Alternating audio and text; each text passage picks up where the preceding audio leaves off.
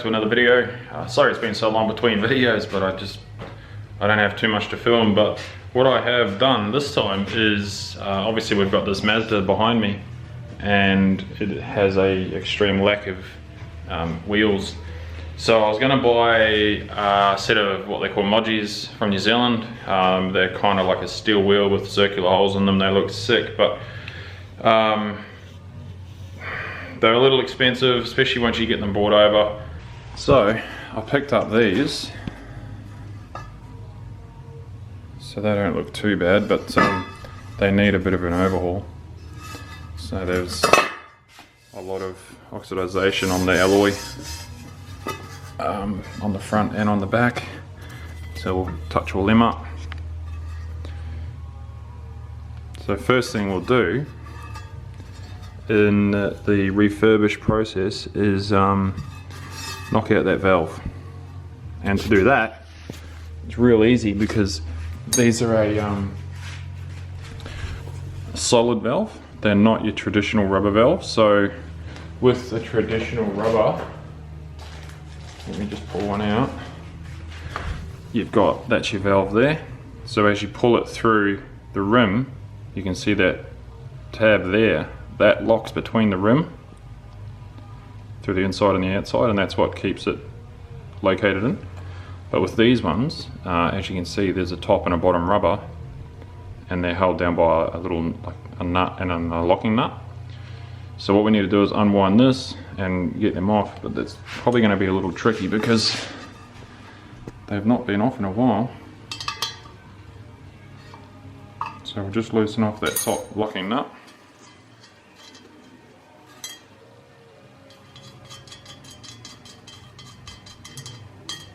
Right, so that's them off, and then because these are so tight, I'm going to have to give that a tap with a hammer. Alright, so now that we've got this off, right, so that goes on like that, and what it does is it holds down this rubber, once it focuses, holds down that piece of rubber there. So what we'll do now is we'll just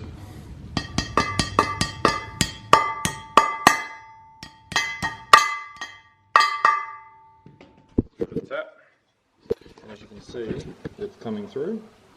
So we'll just had to give it a bit more of a tap. So we'll just give it a wiggle.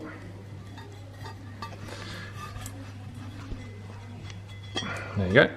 So that's the valve out. Is there a valve coil in it?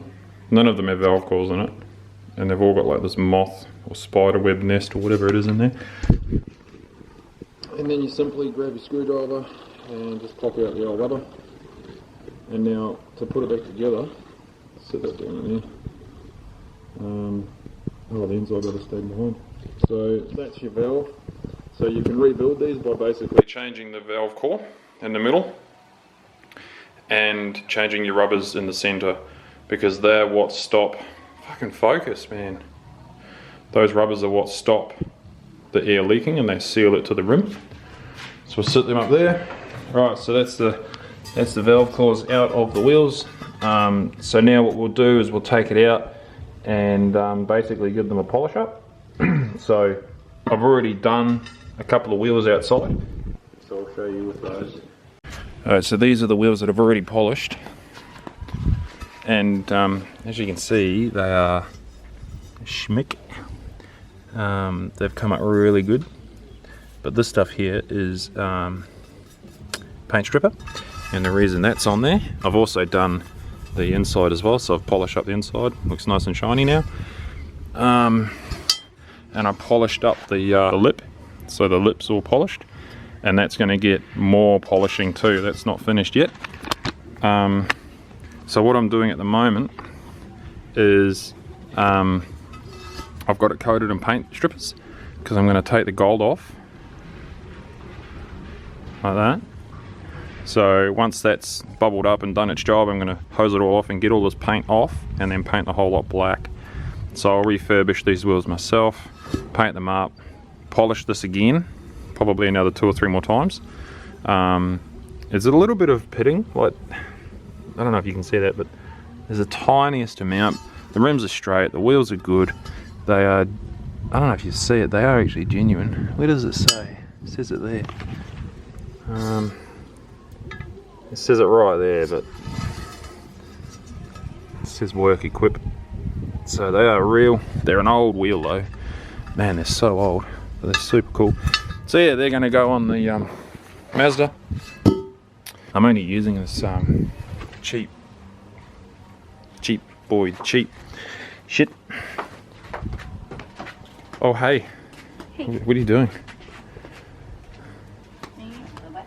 She's doing that thing that she asked me to do.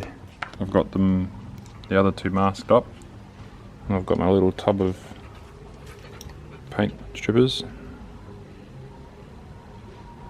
So pretty much just go to town, lather it on.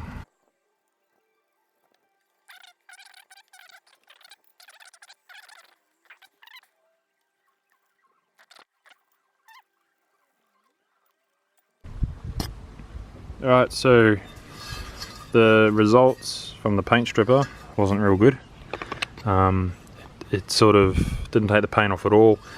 Instead it mainly just took the shine off the paint.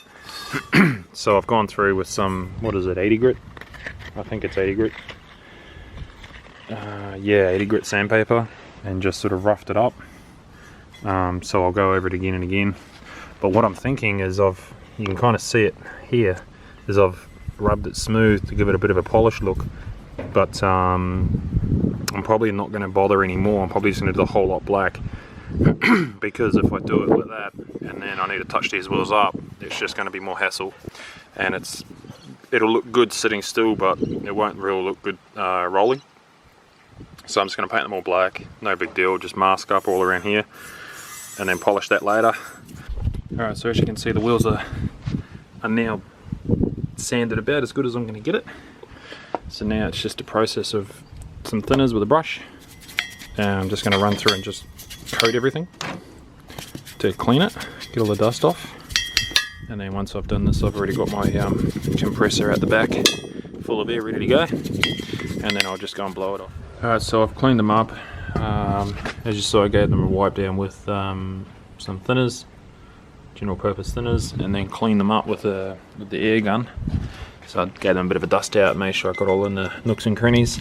Taped them up, put heaps of masking tape on, and ran a blade around the edge. Alright, so excuse, oh, we don't have to do that anymore. I was going to say excuse the compressor noise. But that's 25 mils of paint, one coat. So when you sit one to the other, well, it's day and night, isn't it? I mean, that's how it looked, and that's how it looks. And that's just a base coat without clear.